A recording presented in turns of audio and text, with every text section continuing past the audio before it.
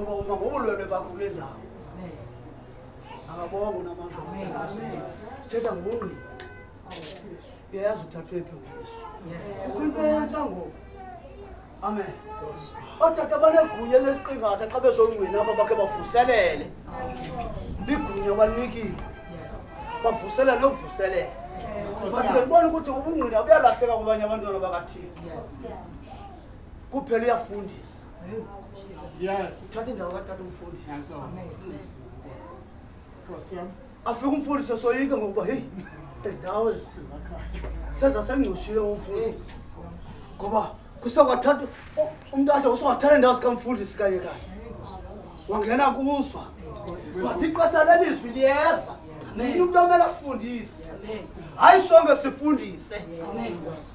hayi sonke sifundise umuntu omele asifundise amen akabonga uThixo wethu bawuna kunqina cela uThixo akunike inkonzo ubungqina awusenazo unqamela uShumayela ungakwazi unqina kwase sibele into ezikhulu siyeke zoqala Jesus amen amen haleluya kanga bazovula amangqina ambaba ngaphandle bonke bathe hayi khawunike nalo aphinda sikhawunike nalo kodwa bazovula amangqina abembaba namhlanje awenkonzo zikaThixo siyafuna senzele zonke haleluya sishobisha Bela abantwana bakaThixo kufuneka sikhinde sikhululekile kumele ngasikhinde namathimoni amathimoni asuke ngaphandle ezokhululeka afike kwamanye amathimoni afike onwaba ngoba kunento ezikhulu esizigcine enhliziyweni Nkosi yami haleluya amen kunento ezikhulu esizigcine enhliziyweni but xa ujatshulwa nami ngiyajabula nabajabulayo haleluya ngoba kunento oyithatha enhliziyweni yakho uthanda kaprofeti umntana uprofeti ngam ndisazawugcina le nhlambululo ngoba kwaprofethwa ngam ujonga umprofeti athi haleluya amen hayi mzalwane wena uhleyisonzo engekathi umprofeti uzakuhlala esonweni ngoba kwaprofethwa ngam amen but xa ujatshulwa nawe uyajabula amen kuzavuka abana amafufunyana saba ngakhalimela amadimoni egameni likaYesu angaphumi amadimoni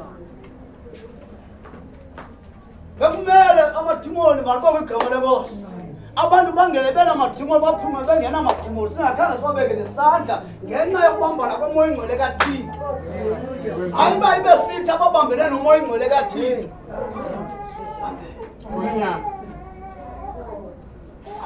uthi Stefano malibonke igama lenkosi nina abantamo silikhulu lihlale nibambene nomoya ingcwele kaThixo ebuhlungu kana ndiyawucela uba umchasele umoya ingcwele kaThixo wabantu bayifuni yona ndiyayabangela uba abantu bamtshixizela amazinyo bafuna ukubulala ngamatshe amen sesandawo amen haleluya amen ngabonga uThixo wethu wathandekayo amen wathenga ubuninzi benqaba yakho wasivala ngokutsha ukuze sibele life elingena uguga hayi elingena ujobheka amen malibonke igama lenkosi inceba kaThixo yandile inkulu bathandekayo ayifani nenceba yomuntu ngoba ndimenzele inceba uthanda umfundisi nami ndijoge inceba kwakuye uThixo wenzela unceba abantu abangasoze bamenzele inceba yena amen malibonke igama lenkosi usophola isikelele kabathandekayo abamfutshane abantwana badala ndifuna sivuyile yazi uPawulo uteyala uTimothy uthi abona Timothy ngithethe ezindawo thethe ezindawo wesomani balifikile ithuba loba uvuselele uba lifikile ithuba loba yohlwaya uba lifikile ithuba loba khalimele abandlela khalimele uthi but usenzwa luthando ungathanda uzenze izinto unenjongo soba utala ugobsa nemfuzo ndifuna ukukhupha ngaphandle bantu uShumayela unenhlambululo ke ngoku zazinto enkulu uthetha ngazo yes ingasehlali sisakabuhlungu ukusazophuma kwelibani kubani ufuneka ngene kwelibani bathina likabani bani ngabonga bathandekayo kubani unagunya lokhupha umuntu endlini kaThixo okay ngabonga haleluya uzonqonisiyele bathandekayo dithaka abantu xa uthetha siphuthuma into esishiyekeleyo asibonga ngabantu isele labantu ulaziyo isengaba bazi nabatatu bazi isengolotata sibulalo baziyo awukabi khona itshintshileyo silanda izinto ezishiyekelayo ukuthi singashiyekeli kakhulu amen ngicela ngoma ngathi intshaba ngcwele Jesu